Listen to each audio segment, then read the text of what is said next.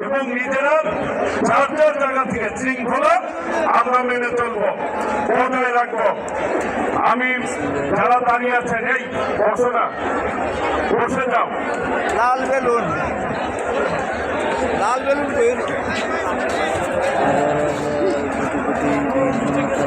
সবাই বসবে।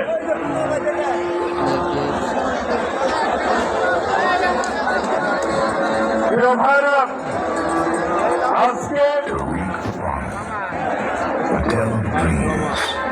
এই পার্কগুলিতে এখন আছে ড্রাইভার নাই, আছে ড্রাইভার আছে।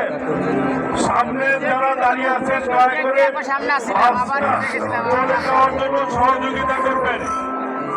আমি সকলকে অনুরোধ করছি, আপনারা যার যার জায়গা থেকে সর্বোচ্চ আচরণ করবেন।